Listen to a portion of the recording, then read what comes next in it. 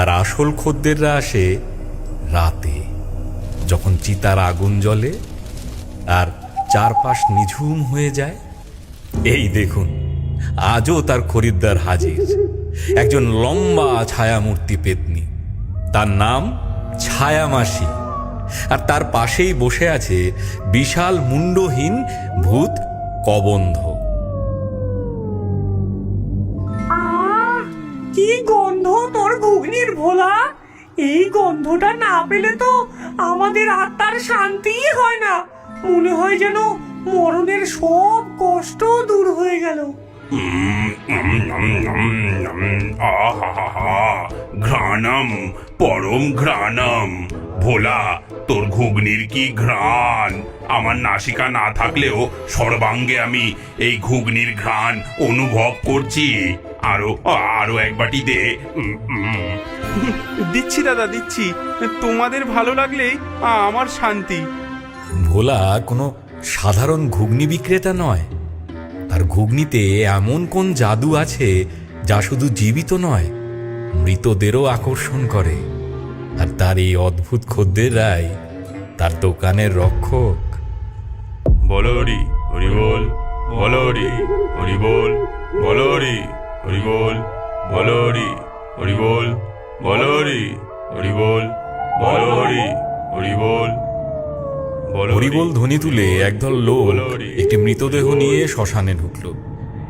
নিয়ম মতো তারা চিতার পাশে খাটিয়াটা নামিয়ে রেখে সৎকারের প্রস্তুতি নিতে লাগল।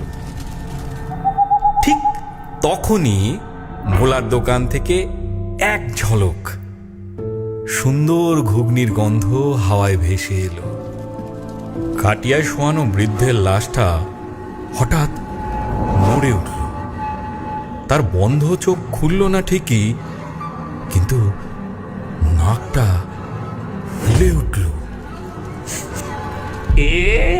এ কিসের গন্ধ! বহু যুগ এমন সুগন্ধ পাইনি। খিদে, বড্ড খিদে পেয়েছে। পরের মুহূর্তে এক ভয়ঙ্কর অথচ অদ্ভুত একটা ঘটনা ঘটল। বৃদ্ধের লাশ ধড়মড়িয়ে উঠে বসলো এবং টলতে টলতে ভোলার দোকানের দিকে হাঁটতে শুরু করলো। দাদু, দাদু তো উঠে পড়েছে! ভূত, ভূত, পালাও! পালাও, সবাই পালাও! আরে পালাও, পালাও! নিমেষের মধ্যে সবাই যে যেদিকে পারলো দৌড়ে পালালো। মৃতদেহটা সোজা ভোলার দোকানে এসে দাঁড়ালো। ঘুগনি, ঘুগনি খাবো। বসো বসো দাদু, দিচ্ছি। ভোলা এক বাটি ঘুগনি এগিয়ে দিল। বৃদ্ধের লাশটা গোগ্রাসে সেটা খেয়ে ফেলল। তারপর তার জামার পকেট থেকে বহু পুরনো একটা আধুলি বের করে ভোলার হাতে দিল। পয়সাটা হাতে দিতেই তার শরীরটা শান্ত হয়ে গেল এবং আত্মাটা একটা অপার্থিব আলো হয়ে আকাশে মিলিয়ে গেল।